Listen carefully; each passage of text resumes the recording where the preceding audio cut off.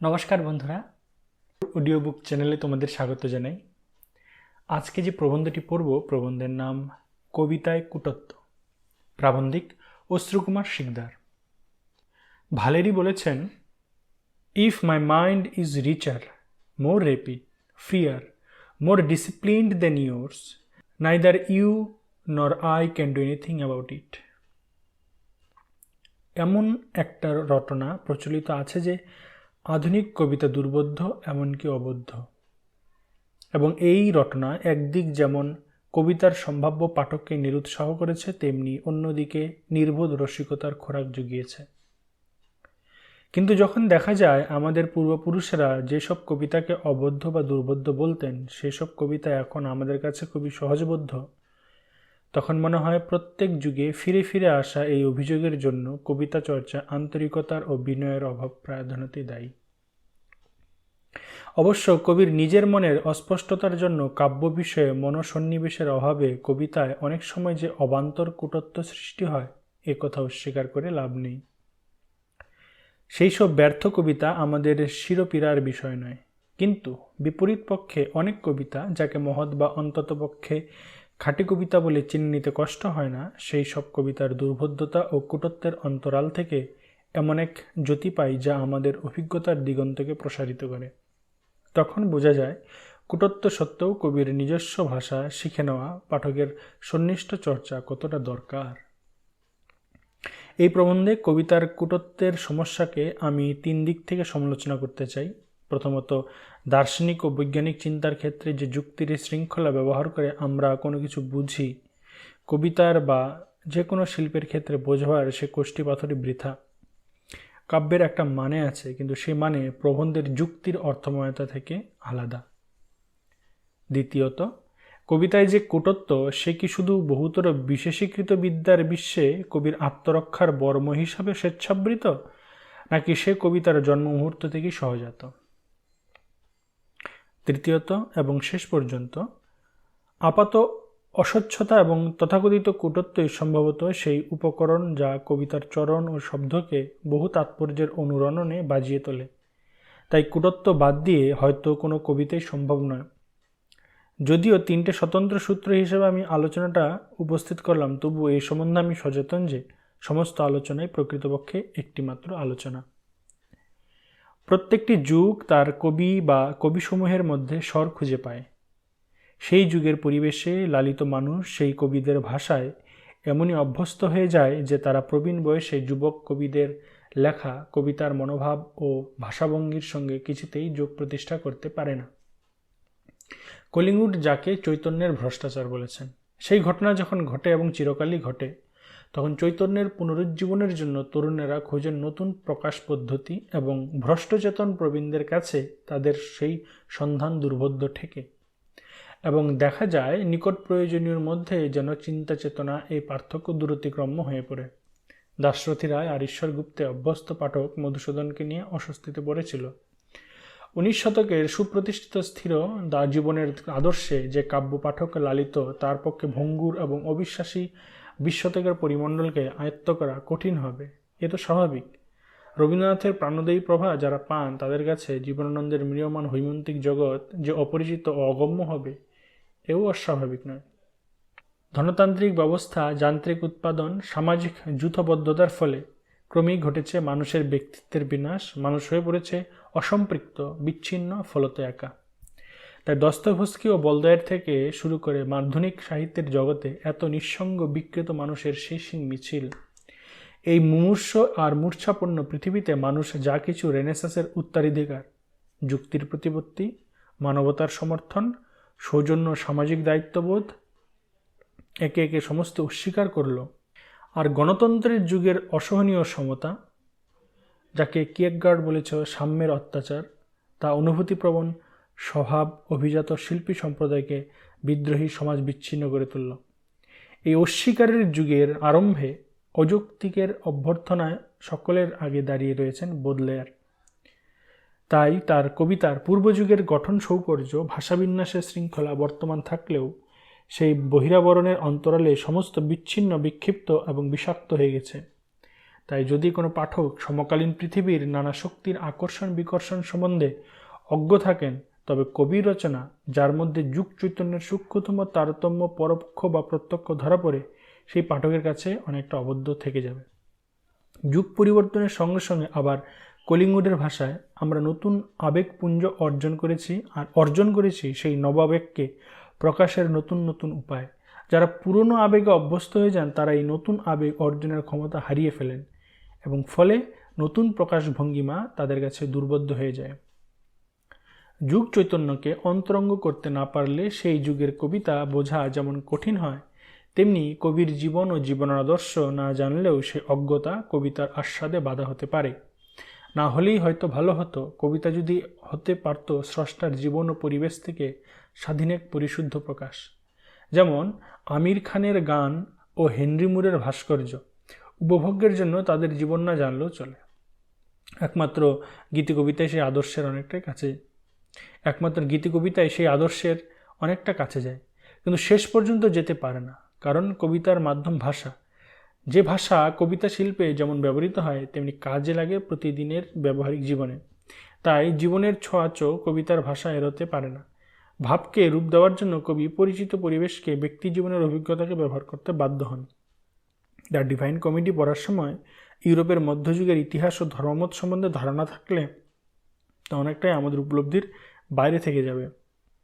শেক্সপিয়ারকে তন্ময়ভাবে জানতে গেলে সেই যুগের ভাবনার সঙ্গে পরিচয় একটা আবশ্যিক শর্ত। রবীন্দ্রনাথের অনেক আত্মজৈবনিক ও বহির্জৈবনিক তথ্যের সঙ্গে পরিচয়ের দরকার হয় তার অনেক কবিতা ভালোভাবে বোঝাবার জন্য। ইয়েটসের কবিতা বুঝতে গেলে তার পরিচিত জন, প্রিয়জন, প্রেমিকা মডগনের কথা না জানলে চলে না। অবশ্য অসুবিধা হয় যখন মাঝে মাঝে কবিতার নিতান্ত প্রাইভেট রসিকতাও কবিরা ব্যবহার করেন। 1 শিলিং দামের জয়েসে পমস পেনিয়াক এ 12টা নয় 13টার কবিতা ছিল। শেষের কবিতাটার নাম টিলি। একমাত্র ডাবলিনবাসী জানে যে ডাবলিনের দুধওয়ালারা যে 8 কাপ দুধ ফাউ দেয় তার নাম টিলি। বন্ধু পেড্রিয়াক কোলাম এটা না জানলে ব্যাপারটা দুর্বোধ্য হতো। এ ধরনের খেয়ালি দুর্বোধ্যতা পাঠকের সঙ্গে এমন চালাকি সচরাচর মাইনর কবিতাতেই হয়। এইসব বিবেচনা ধর্তব্য নয়। মানুষের সমস্ত সৃষ্টি এবং উত্তরাধিকারের সম্বন্ধে আলোচনা করতে গেলে আমাদের না মেনে উপায় নেই। মানুষ যে অংশে যুক্তিবাদী, তার থেকে মানুষের দর্শন বিজ্ঞান আবিষ্কৃত অনুশীলিত হয়েছে, এবং যে অংশ তার আদিম অযৌক্তিকতাকে আজও জীবিত প্রাণবন্ত, তার থেকে অনুপ্রাণিত হয়েছে তার বিচিত্র শিল্পকর্ম, তার চিত্রাবলী, তার কবিতা।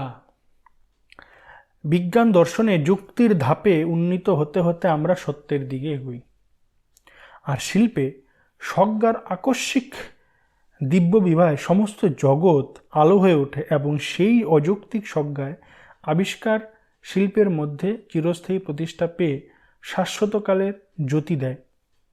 মানুষের এই দুই স্বতন্ত্র আত্মবিকাশের জন্মক্ষেত্র যেহেতু আলাদা, তাই তাদের বোধের উপলব্ধির পথও পৃথক।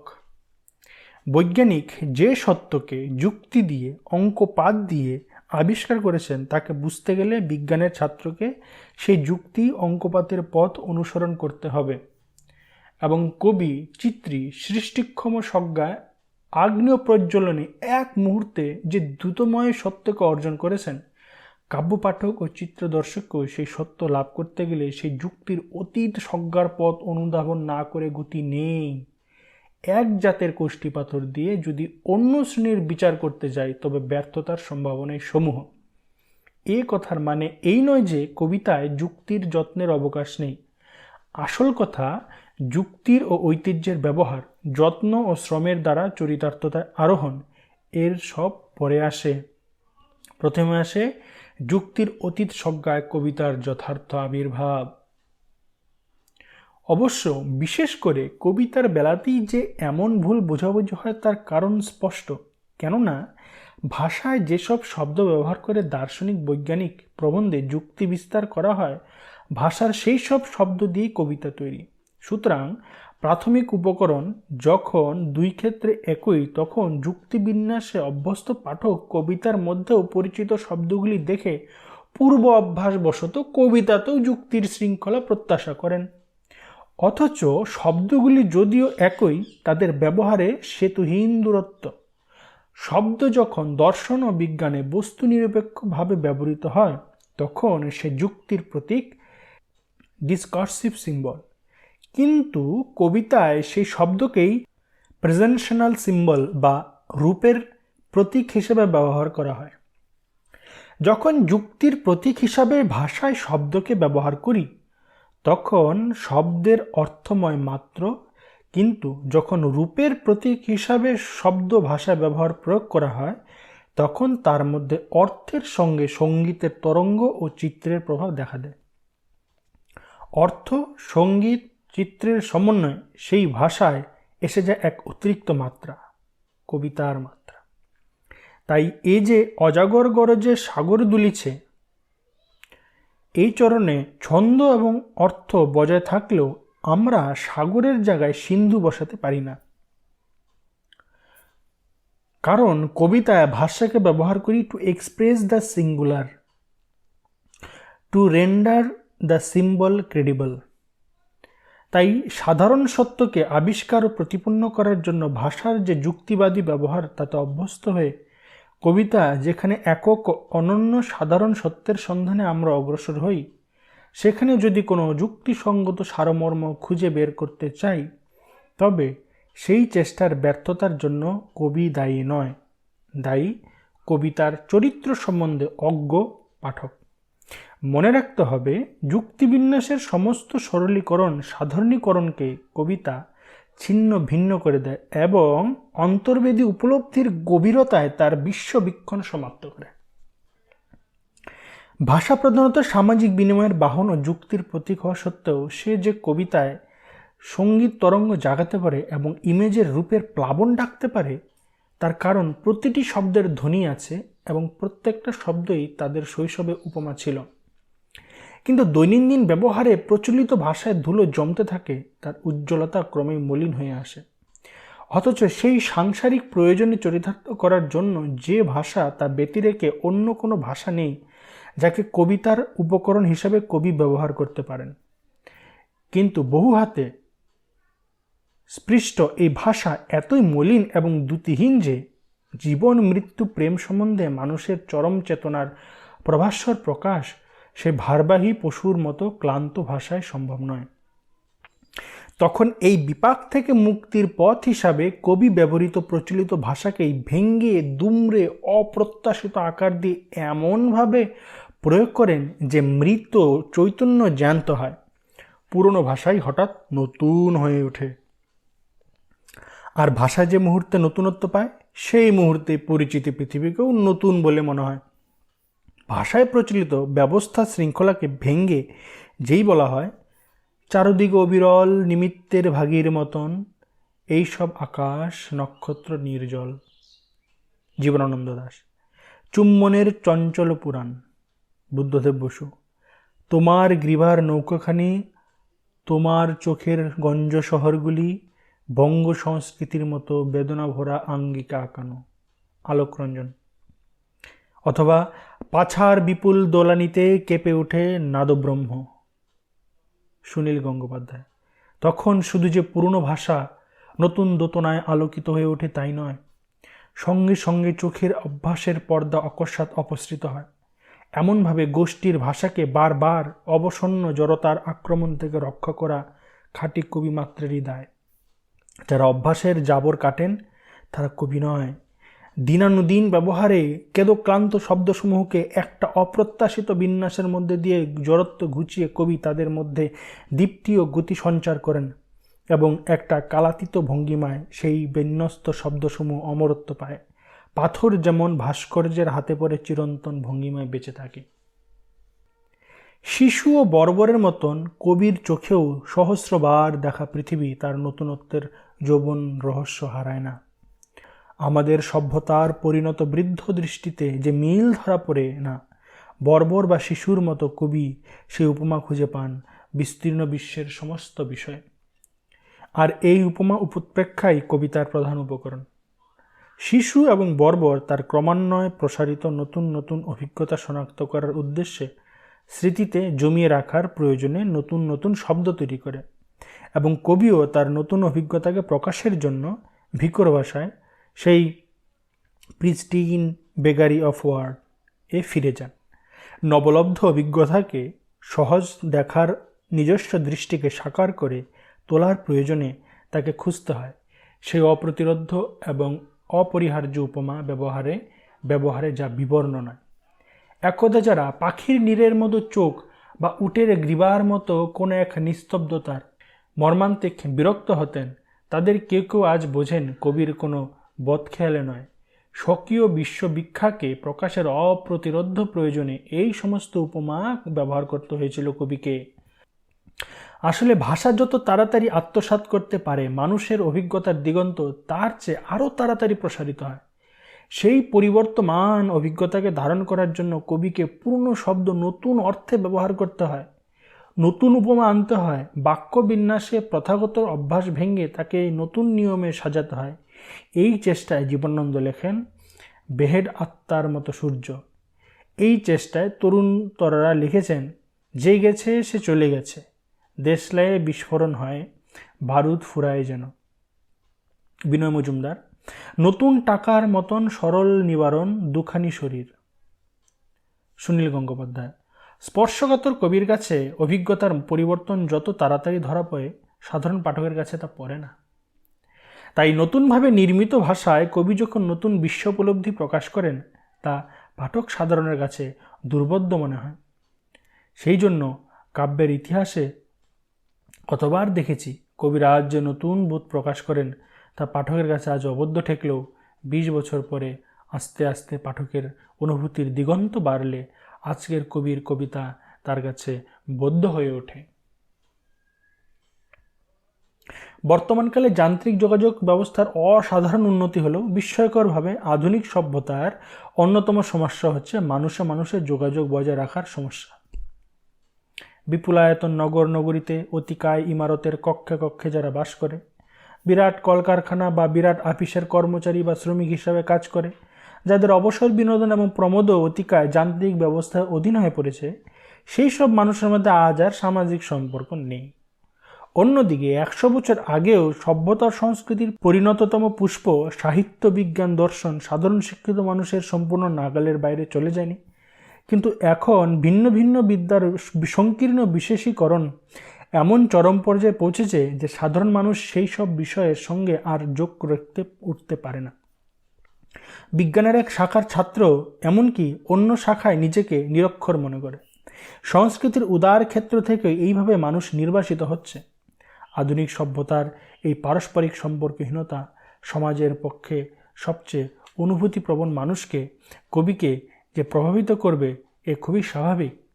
সর্বব্যাপী বিচ্ছিন্নতার যুগে কবি বৃহত্তর জনসম্প্রদায়ের থেকে যোগসূত্রহীন হয়ে পড়েছেন এবং যে বিশেষ সংকীর্ণ গণ্ডির মধ্যে তিনি চলাফেরা করেন, সেই মুষ্টিমেয়ের ভাষায় কবিতা লিখতে বাধ্য হয়েছেন। যদি জনজীবনের সঙ্গে স্বাস্থ্যকর যোগ তার থাকত, তবে সেই বিপুল সংখ্যক পাঠক সম্প্রদায়ের প্রয়োজন তার কবিতাতে তার অজ্ঞাতসারে অনেক পরিমাণে সহজবদ্ধ করে তুলত। কিন্তু সেই স্বাস্থ্যপ্রদ যোগ থেকে কবি বঞ্চিত হয়েছেন বলে কবিতার ভাষা জনসাধারণের সরল ভাষা থাকল না। কবি যাদের মধ্যে বাস করেন, সেই উচ্চশিক্ষিত সম্প্রদায়ের তির্যক ভাষাই কবিতার উপজীব্য হয়ে উঠল। ইদানিং বেতারে, রেকর্ডে বা সভায় কবিকণ্ঠে কবিতা পড়ার ব্যবস্থা হয়েছে বটে, হারানো যোগ ফেরানোর আশায়। কিন্তু আজও যারা আগে থেকেই কবিতার অনুরাগী মাত্র, তারাই কবিতা পাঠের শ্রোতা। এমনকি যে সমাজতন্ত্র এই ব্যবস্থার অবসান ঘটাতে চায়, সেই সমাজতান্ত্রিক দেশের অন্যতম শ্রেষ্ঠ কবি ভোজনেসেনস্কির কবিতার সেই তির্যকতার সমস্ত লক্ষণেই চোখে পড়ে। এই সব ঘটনা নিয়েই যতই আক্ষেপ করা যাক, এর দায়িত্ব ততটা কবির নয় যতটা অবস্থার। যখন সমস্ত শাস্ত্রের মধ্যে বিশেষীকরণের প্রবণতা মারাত্মক হয়ে উঠেছে, তখন অভিমানের বসে কবিরাও দেখতে চেয়েছেন অন্য শাস্ত্রের মতো কবিতাও দীর্ঘ চর্চার অপেক্ষা রাখে। যে পাঠক দীর্ঘ সময় আন্তরিকতার সঙ্গে কবিতার অনুশীলন করছে, একমাত্র তারই কাছে কবিতা তার সমস্ত রহস্যের ধ্রুপদী সারি উন্মোচন করে। উদ্ধৃতির উল্লেখের সাহায্যে অপ্রচলিত আবিধানিক শব্দ ব্যবহার করে বাক্যবিন্যাস ও শব্দবিন্যাসের প্রণালীকে ভেঙে ভাষাকে প্রয়োজন বোধে যুক্তি ও ব্যাকরণের শাসন থেকে মুক্তি দিয়ে কবিরা কাব্যকলাকে একটা বিশেষ বিদ্যার মতো কূট বিষয়ে রূপান্তরিত করতে চলেছেন, এবং তাদের এই চেষ্টার অনেকটাই আত্মমর্যাদা বজায় রাখার জন্য। তাই দেশি বিদেশি পুরাণ ইতিহাস ইত্যাদির উল্লেখ মাতরিষা, উর্বশী, আর্টেমিস, কনাদ, জেসন, যজাতি, কাসান্দ্রা, শেষনাগ, পুরুরুবা, ট্রেসেমান, ব্রিয়া, আত্তিলা, আইসাইয়া, আহুরমজদা আধুনিক কবিতার সর্বাঙ্গে ছড়ানো রয়েছে। একদিকে এই সব উল্লেখের উদ্দেশ্য সাধারণ কাব্যবোধহীন অলস অজ্ঞ পাঠকের স্থূল হস্তাপলেপ থেকে আত্মরক্ষার প্রয়াস, উল্লেখের পরীক্ষা কবিতার চতুর্ধারে নির্মাণ করে। অন্যদিকে এই সমস্ত উল্লেখের মধ্য দিয়ে জাতি ও সভ্যতার দীর্ঘকালব্যাপী ঐতিহ্য কবিতার মধ্যে এক মুহূর্তে বিদ্যুৎ বেগে স্পর্শ করা যায়। পুরাণ বা মিথের ব্যবহার একই কারণে, এখনকার কাল যে চিরকালই অংশ তা চকিতে বুঝিয়ে দেওয়ার জন্য। তাই পুরাণ ইতিহাসের ব্যবহার শুধু নেতিবাচক কারণে নয়, তার ইতিবাচক উদ্দেশ্য রয়েছে। অনেক সময় পূর্বসূরি সম্পূর্ণ চরণ বা বাগবদ্ধ বিকৃত বা অবিকৃতভাবে পরবর্তী কবিরা ব্যবহার করে থাকেন, কখনো বিদ্রূপ করার জন্য, কখনো সমর্থন করার জন্য, কখনো দেখানোর জন্য যে এক অনুভূতি চিরকাল কিভাবে স্পন্দন জাগিয়েছে। কালের যাত্রার ধ্বনি শুনতে কি পাও, উদ্দাম উধাও, ট্রেন এলো বলে হাওড়ায়। বিষ্ণুদেব। নামলো সন্ধ্যা, সূর্যদেব এখানে নামলো সন্ধ্যা। বিষ্ণুদেব। কত গধূলি মদির অন্ধকার, কত মধুরাতি রভসে গঙ্গায়নু। সমর সেন। অথবা বোমাত্মক এরোপ্লেন গান গায় দক্ষিণ সমীরে, মরণরে তুহু মম শ্যাম সমান। সুভাষ মুখোপাধ্যায়। কবি আশা করেন তার পাঠক এই সব ব্যবহার ধরতে পারবে। হাওড়ার ব্রিজে ধাবমান জনস্রোত দেখে বিষ্ণুদে লেখেন, জানিনি আগে, ভাবিনি কখনো, এত লোক জীবনের বলি। জানিনি আগে জীবিকার পথে পথে এত লোককে গোপন সঞ্চারী। জীবন যে পথে বসিয়েছে জানিনি, মানিনি আগে। তখন তার মধ্যে ইলিয়টের দ্য ওয়েস্টল্যান্ডের প্রতিধ্বনি, a crowd flood over London bridge, so many, I had not thought life had undone so many। এবং তার মধ্যে আবার দান্তের নরকের তৃতীয় স্বর্গের ছবি, ডরোথি সেয়ার্সের তর্জমা, and there the fog forlorn rushed after it in such an endless train, it never would have entered my head, there were so many men whom death had slain। শুনতে বা দেখতে না পেলে কাব্য পড়ার অনেকটা উপভোগ থেকে পাঠক বঞ্চিত হবেন। তিনি যত বেশি বহুপাঠী, তিনি আধুনিক কবিতার তত ভালো পাঠক। কখনো আবার একটিমাত্র শব্দের ব্যবহারে সমস্ত পরিমণ্ডল রূপ লাভ করে। অধীর মদির ঘ্রাণ বিকশিত লাইলাক বাসে। এই লাইলাক শব্দমাত্রের প্রয়োগে সুধীন্দ্রনাথের নায়িকার বিদেশি জগৎ মুক্ত হয়েছে। কখনো একটিমাত্র শব্দের মধ্য দিয়ে ভাষা ও সংস্কৃতির সমস্ত ইতিহাস স্পন্দিত হতে থাকে এবং পাঠকের মনে স্পন্দন জাগায়। সহে না দুর্বহ এই নিঃসঙ্গ মাথুর। বিষ্ণুদে। বারবার রাত্রি দিয়ে দিন যদি মুছি, হে পূষণ কবে হব সূচি। প্রেমেন্দ্র মিত্র।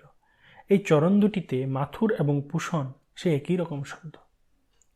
এই কথাগুলো বলতে হলো কারণ সুধীন্দ্রনাথ তো প্রথম যুগে বিষ্ণুদে দুর্ভোধ্য কবি বলে পরিচিত। কিন্তু এদের কবিতার কূটত্ব যে পাঠকের শব্দভাণ্ডার বেশি, যার হাতের কাছে ভালো অভিধান আছে তারাই নিরাকরণ করতে পারেন। এই প্রচারজনিত আতঙ্ক থেকে নিজেদের মুক্তি করতে পারলে বরং দেখব এরা অত্যন্ত স্পষ্ট সুবোধ্য কবি। সুধীন্দ্রনাথের কবিতা তো জ্যামিতিক প্রতিপাদ্যের মতো স্তবকের পর স্তবক সাজিয়ে সিদ্ধান্তের দিকে পাঠককে পরিচালিত করে। তার যে কোনো কবিতা আলোচনা করলে দেখা যাবে কবিতার স্তবকে স্তবকে যোগ করে যে শব্দগুলি তথাচ, ফলত, তবুও, যদিচ, এদের সন্ধান সচরাচর প্রমাণ নির্ভর প্রবন্ধেই মেলে। বিষ্ণুদে তুলনায় জটিল, কারণ তার দীর্ঘ কবিতা সঙ্গীতের প্যাটার্নে বিন্যস্ত। কিন্তু কবিতার যথার্থ কূটত্ব যে অপ্রচলিত আবিধানিক শব্দ ব্যবহারের উপর নির্ভর করে না, তার বড় প্রমাণ জীবনানন্দ। তার 8 বছর আগের একদিন কবিতায় কয়েকটা শব্দ অচেনা, তবুও সেই বিপন্ন বিস্ময়ের জগতের বাসিন্দা হতে সময় নেই। সোনার তরীর শব্দগুলো সরল, এমনকি প্রায় যুক্তাক্ষর বর্জিত। তবু তা নিয়ে ব্যাখ্যার শেষ নেই। কবিতায় কটুত্বের আরেকটা কারণ তির্যক ভাষণ, সংক্ষিপ্ত ভাষণ। যে কথা সোজাসুজি বললে মনে সারা জাগায় না, তির্যকভাবে বললে সে অনভ্যস্ত ধরন মনোযোগে আকর্ষণ করে। কবিতার স্বভাবই এই, কবিতা পরোক্ষতা নির্ভর শিল্প। সংক্ষিপ্ত ভাষণের ফলে কবি মধ্যবর্তী তথ্য ও সম্পর্কগুলো খুশিয়ে ফেলেন, এই আশায় যে পাঠকের কল্পনা ও কাব্যচর্চার বিশুদ্ধ মনীষা সেই শূন্যতাকে পূরণ করে নেবে। কবিতার দুটো স্তবকের মধ্যে যে শূন্যতা, তার তো একটা তাৎপর্য আছে। নিঃশব্দের সেই তাৎপর্যকে কবিরা স্তবকের মধ্যেও সামিল করতে চাইছেন। কেউ সেটা দৃশ্যমান করতে চাইলে মুদ্রিত বইতে শব্দগুলোকে যথাচিত ফাঁকে ফাঁকে বসিয়ে, কেউ তা না করে শুধু সংক্ষিপ্ত ভাষণের মধ্য দিয়েই সেই নিঃশব্দের ভূমিকাকে মূল্য দিতে চেয়েছেন। একালের কবিরা যা সচেতনভাবে করেছেন পুরনো আমলের খাঁটি কবিতায় তার অনেক নিদর্শন রয়েছে।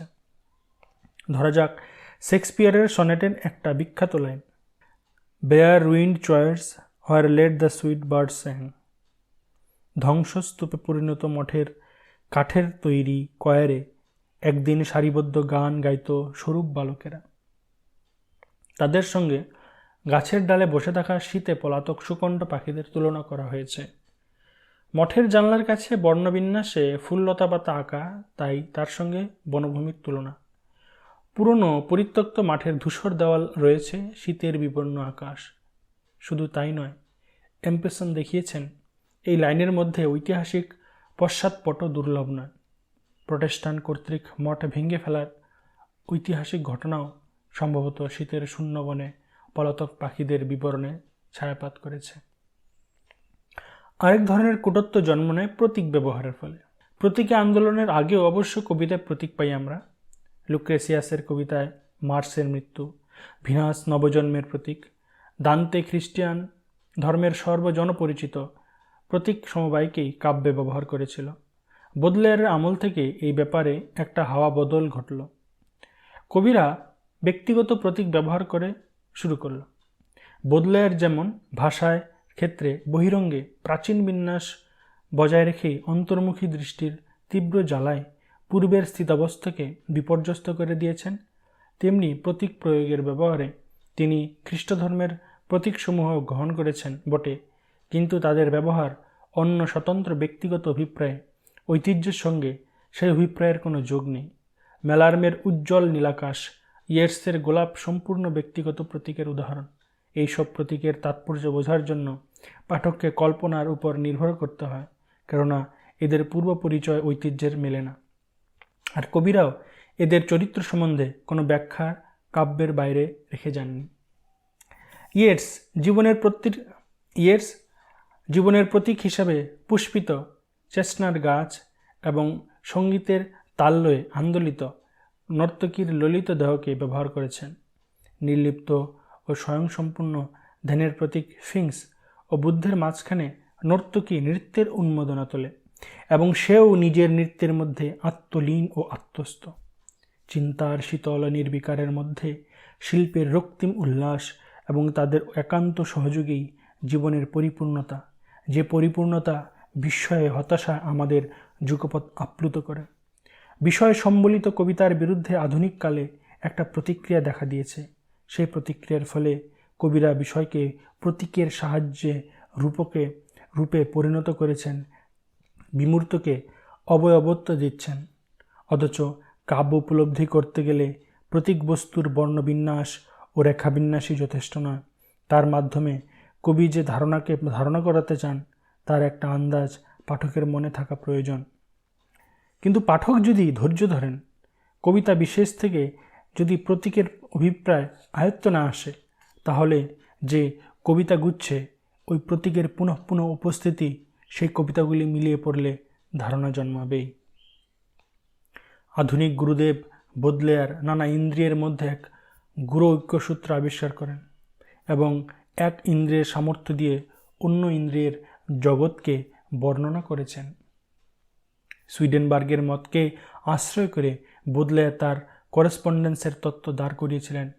তার এবং প্রতীকবাদীদের মতে যে কবি মহত্তম আত্মিক সচেতনতা অর্জন করেছেন, একমাত্র তিনিই ইমেজ প্রতীক উপমার সাহায্যে বহিঃপৃথিবীর বর্ণনার ভিতর দিয়ে তাদের ধ্যানের গোচর বিশ্বের বিষয়াবলিতে পাঠকের সামনে তুলে ধরতে পারেন। শিল্প মাত্রেই যেহেতু সেই ধ্যানের গোচর বহিঃপৃথিবীর প্রতীকের মাধ্যমে প্রাপণীয় আত্মাকে অনুসন্ধান করেন, সেই কারণে সমস্ত শিল্পের মধ্যে কাব্য, চিত্র বা সঙ্গীতের মধ্যে ঐক্য বর্তমান। এবং এই ঐক্য যদি লক্ষ্যের দিক থেকে সত্য হয়, তবে এক শিল্পের মাধ্যমে যে ইন্দ্রিয়, যেমন ছবির ক্ষেত্রে চোখ, তার সঙ্গে অন্য শিল্পের উপায় অন্য ইন্দ্রিয়ের, যেমন সঙ্গীতের ক্ষেত্রে কানের মিল থাকাও সঙ্গত ও প্রত্যাশিত। বিভিন্ন শিল্পের মধ্যে অভিপ্রায়গত ও মাধ্যমগত এই ঐক্য প্রতীকী কাব্য আন্দোলনের ভিত্তি। এই আন্দোলনের সমর্থনকারীরা শিল্পীরা সঙ্গীত, চিত্র ও কাব্যের মাধ্যমে বস্তু জগতের অন্তরালে অবস্থিত সত্তাকে, পর্দার কম্পনের আড়ালে গর্ভগৃহে বাসকারী সত্তাকে আবিষ্কারের বাসনায় উৎসুক। এই ঔৎসুক্যের সঙ্গে এসেছে মার্কিনী পো, জার্মান লেখক হফম্যান এবং সুরকার হাগনারের প্রভাব। হফম্যান বলেছেন, তিনি যখন সঙ্গীত শুনতেন তখন বর্ণগন্ধের অনুষঙ্গ তার মনে জাগত। তিনি অনুভব করতেন অসীমে এক পরম সামঞ্জস্যে তারা পরস্পরের সঙ্গে লীন হয়ে গেছে। করসপন্ডেন্সের এই তত্ত্বকে বোদলেয়ার ওই নামের বিখ্যাত সনেটে কাব্যরূপ দিয়েছেন। বুদ্ধদেব বসুর অনুবাদ। কোনো কোনো গন্ধ যেন অর্গানের নিঃসনে কোমল, প্রেরির সবুজে মাখা শিশুর পরশে সুখময়।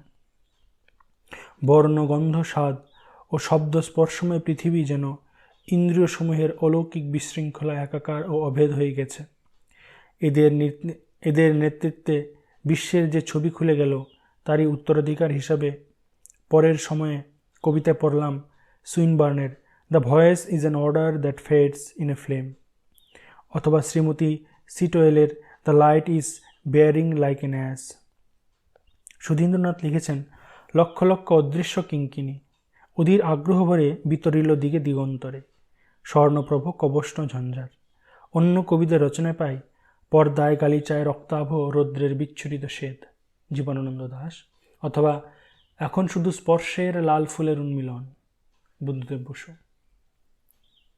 এখান থেকে দ্বিতীয় সূত্রটি জন্ম নেয়। কাব্যে সঙ্গীত গুণের প্রাধান্যের জন্য অনেক সময় যুক্তির বা ব্যাকরণের ব্যবস্থিত শৃঙ্খলাকে বর্জন করতে হয়। সমস্ত শিল্পেরই সঙ্গীতমুখী প্রবণতা আছে। পেটারের এই প্রখ্যাত উক্তির মধ্যে এই মতের সংহত প্রকাশ। এসব কথার মানে এই নয় যে পুরনো আমলে কাব্যে সঙ্গীত গুণ প্রশ্রয় পায়নি। একথা মানে বোদলেয়ার পেটারের নেতৃত্বেই প্রথম এদিকে সচেতন নজরে পড়ল। চিত্র, ভাস্কর্য যেমন সঙ্গীত ধর্মের প্রভাবে বর্ণিত বস্তু অনুভূতিকে বস্তু ও অর্থনিরপেক্ষ করে তোলে, তেমনি কাব্যেও সঙ্গীত গুণের সচেতন যোজনা তাকে অনেক পরিমাণে অর্থনিরপেক্ষ করে তোলে।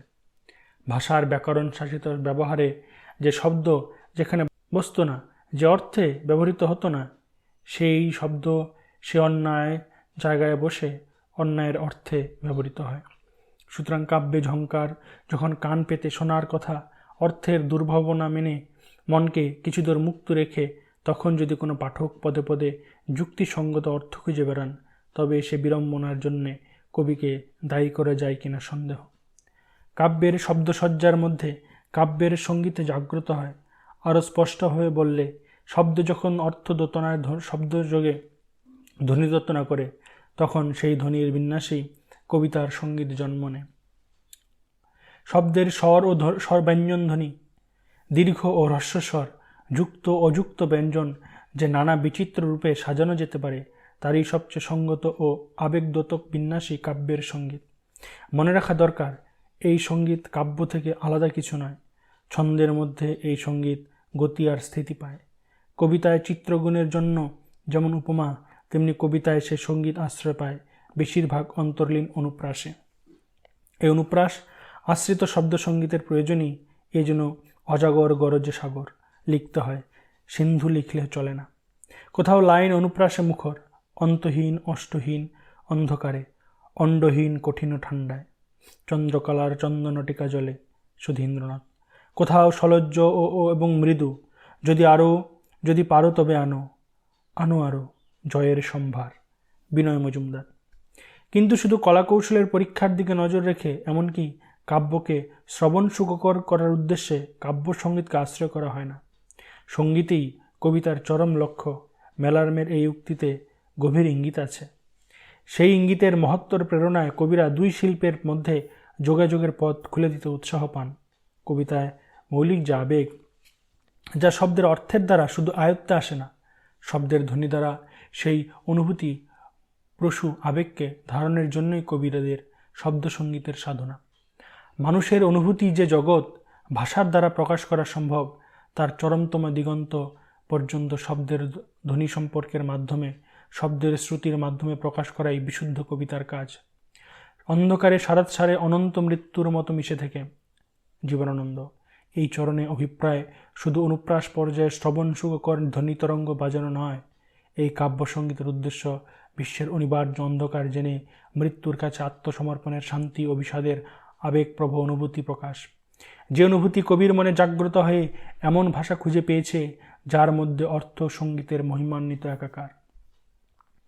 স্বরলিপি যেমন সঙ্গীত নয়, তেমনি শব্দবিন্যাস বা বাক্যবন্ধ কবিতা নয়।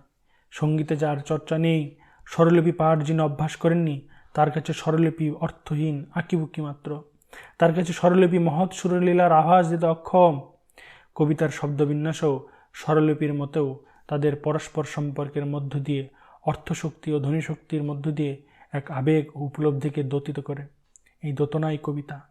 অর্থবান ধ্বনিমান শব্দ ও বাক্য তার মাধ্যম মাত্র।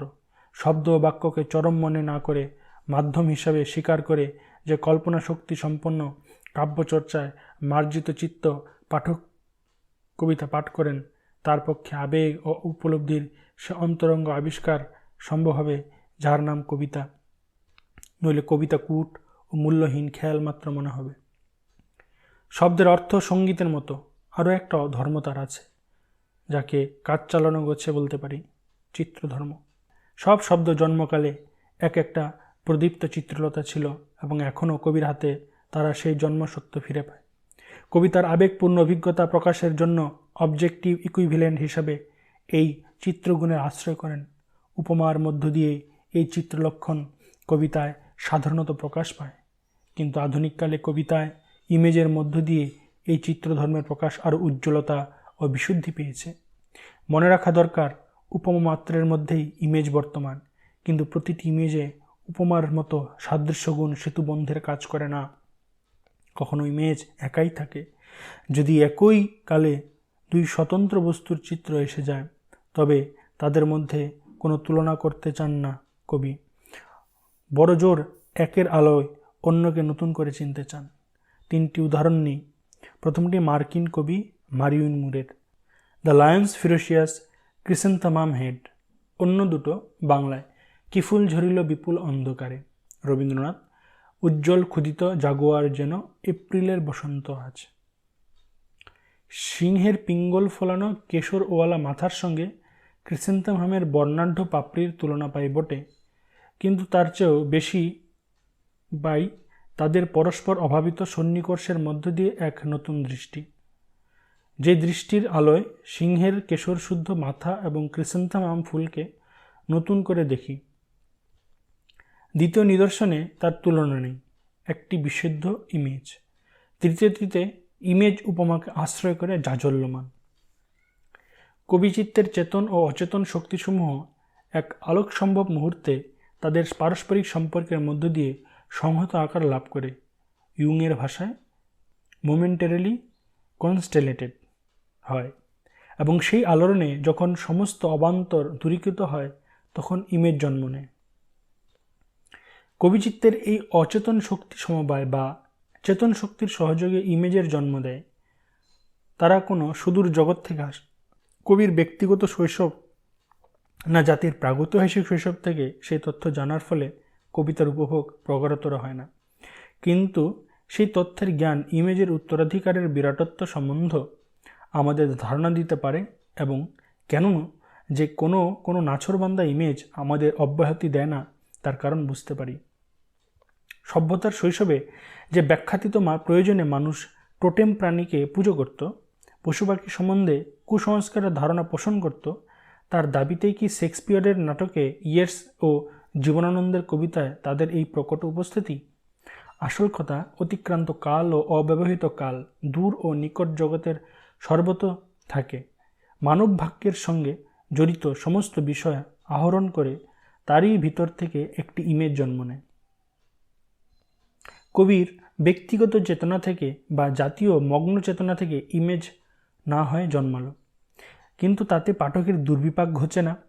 তার জানা চাই ইমেজ কোন তাৎপর্যের কিরণ বা অনুরণন ছড়াচ্ছে, কী বা তার অভিপ্রায়। সেই তাৎপর্যের ইশারা বিনা ইমেজের ব্যবহার নিরর্থক প্রতীয়মান হওয়া অস্বাভাবিক নয়।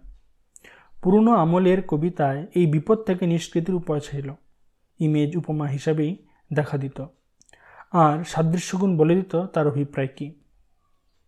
কিন্তু আগেও ইমেজ যখন স্বতন্ত্র মর্যাদায় জায়গা পেত, তখনও কবিতায় সবকটি ইমেজ পরস্পরের সম্পর্কে গ্রন্থিত হতো এবং এই গ্রন্থনের মধ্য দিয়ে একটা মিথ বা প্যাটার্ন গড়ে ওঠে, একটা সংগঠন তৈরি হয়, তাদের অর্থবোধ সহজ হতো। কিন্তু আধুনিককালে কবিতার সমস্ত খাদ বর্জন করে কবিতাকে বিশুদ্ধ করার দিকে কবিরা এত ঝুঁকেছেন যে ইমেজসমূহের সংগঠনেও অনেক সময় লুপ্ত হয়ে যাচ্ছে। ফলে যে পাঠক কবিতায় কার সঙ্গে কার তুলনা দেওয়া হচ্ছে সহজে বুঝতে অভ্যস্ত ছিলেন এবং ইমেজের পৃথক প্রাচুর্য ও উজ্জ্বলতার চেয়ে সমস্ত কবিতায় একটি সংগঠিত ঐক্যের প্রত্যাশায় থাকতেন, তারা বিমূঢ় বোধ করেছেন, যেমন জীবনানন্দের বিড়াল পড়ে। কখনো কখনো কবি স্বেচ্ছায় সম্পর্কের জটিলতা থেকে, ভাষার আইন থেকে, যুক্তির সঙ্গতি থেকে, সমস্ত সংগঠন থেকে মুক্ত একটা উপলব্ধ অন্তর্দৃষ্টিকে একটা বিদ্যুতাক্রান্ত মুহূর্তের মধ্য দিয়ে প্রকাশ করতে চান। তখন স্পষ্ট, অর্থ অতিরিক্ত এবং প্রশ্নোত্থিত রূপে ধেয় অন্তর্দৃষ্টি ইমেজে সাকার হয়ে অতিরিক্ত ব্যঞ্জনা পায়। ইমেজের মধ্য দিয়ে তদ্গত বিরল মুহূর্তে বিস্ফোরণের মতো হঠাৎ আঘাত পেয়ে চমকে ওঠার মতো নতুন পৃথিবী অন্তর্পটে অকস্মাৎ উদ্ভাসিত হয়। যাতে এই অন্তর্দৃষ্টির দিব্য বিভা কোনো বাধা, কোনো খাদে মলিন না হয়, সেই জন্য তাকে স্থাপন করা হয় সমস্ত সম্পর্ক থেকে দূরে, বিচ্ছিন্ন স্বাতন্ত্র্যে। কেননা একদিন স্বচ্ছ ব্যবধানে বেলা স্রস্ত হয়ে এলাবে যখন, অমিয় চক্রবর্তী, অমনি দুপুর হয়ে ওঠে এক আলস্যময়ী বিস্রস্ত বাসা রমণী, নীল নীলিমা ললাট এমন আজল কাজল অন্ধকারে, ঘনবিননী শূন্যতা, তাও বৃক্ষইব চতুর্ধারে। শঙ্খ ঘোষ। এমনি নেমে আসে ছায়াচ্ছন্ন ঠান্ডা অন্ধকার। একখণ্ড বিশুদ্ধ পাথরই কখনো হয়ে ওঠে কবির ধ্যানের বিষয়। খণ্ড পাথর, সুখীনতায় তুই কি চাস, সজীব হয়ে ওঠে দাঁড়াতে?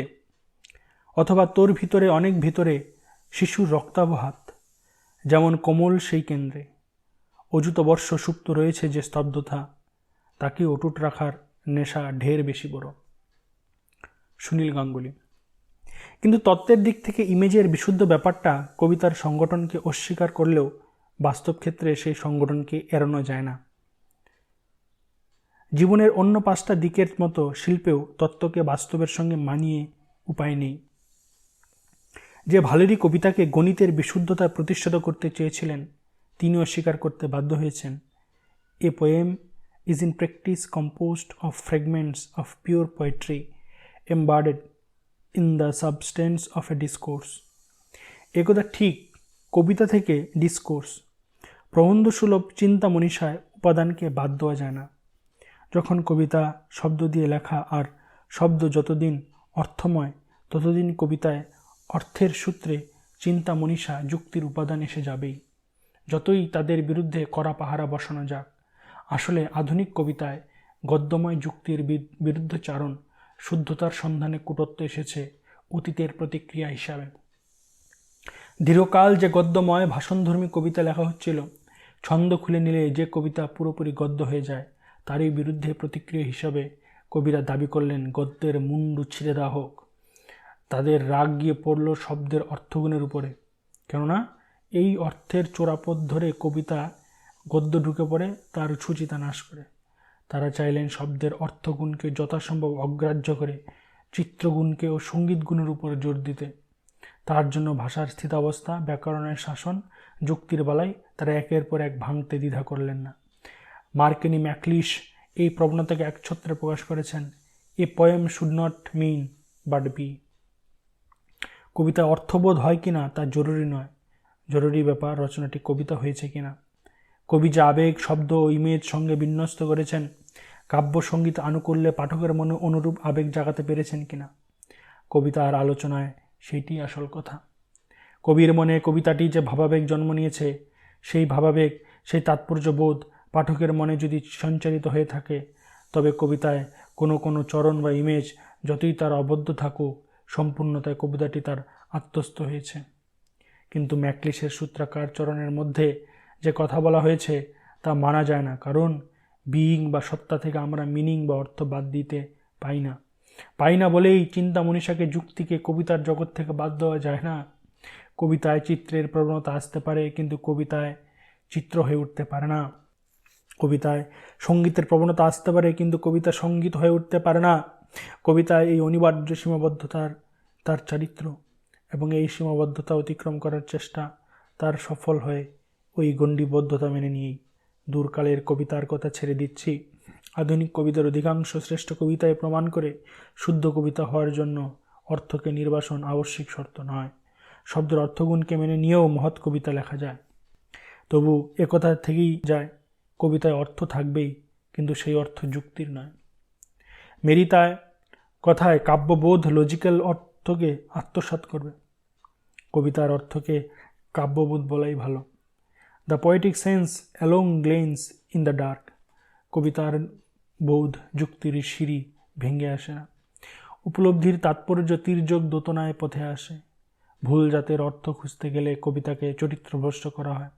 তাই কবিতায় পৃথক পৃথক অংশের অস্পষ্টতা, এমনকি কটুত্বকে যদি ধৈর্যের সঙ্গে সহ্য করি, তবে আমাদের মনের মধ্যে শব্দ তার অর্থ, সঙ্গীত আর চিত্র নিয়ে জাদুক্রিয়া শুরু করতে পারবে, এবং সেই ক্রিয়ার পরিণত ফল হিসাবে সম্পূর্ণ কবিতার তাৎপর্য আমাদের মনে জেগে উঠবে।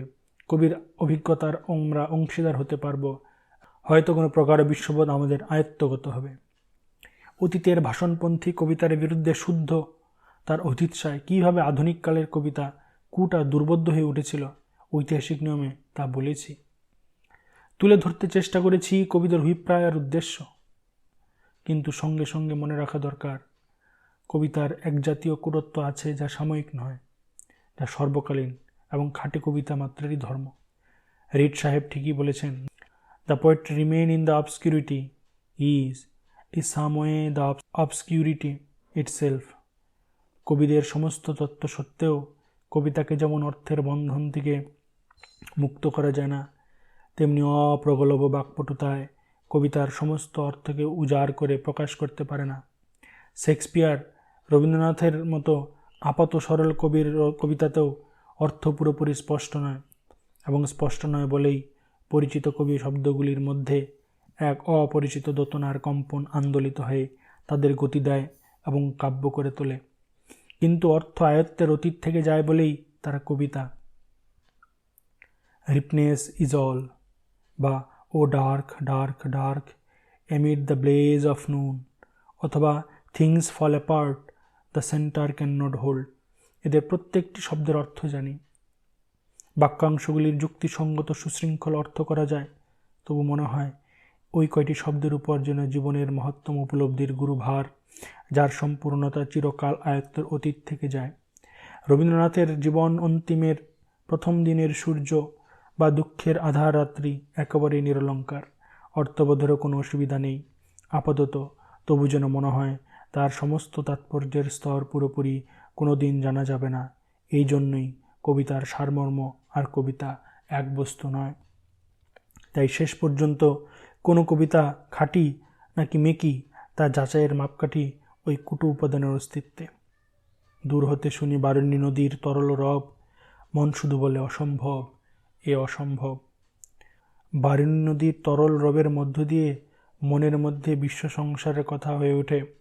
জীবনের প্রাপ্তি বা প্রেম মেলা অসম্ভব অসম্ভব, কিন্তু এই কথাই যে সন্দেহাতীতভাবে অর্থের সমস্ত স্তরকে প্রকাশ করলো, তাও জোর দিয়ে বলা যায় না বলেই এই কাব্যপংক্তি তাদের আপাত সরল আসলে অস্পষ্ট অর্থ দিয়ে আমাদের কানে ও মনে ক্রমান্বয়ে বাজাতে থাকে। সমাপ্ত। বন্ধুরা, এই ভিডিওটি যদি তোমাদের ভালো লেগে থাকে তাহলে অবশ্যই লাইক ও শেয়ার করো। দেখা হবে পরবর্তী ভিডিওতে। ধন্যবাদ।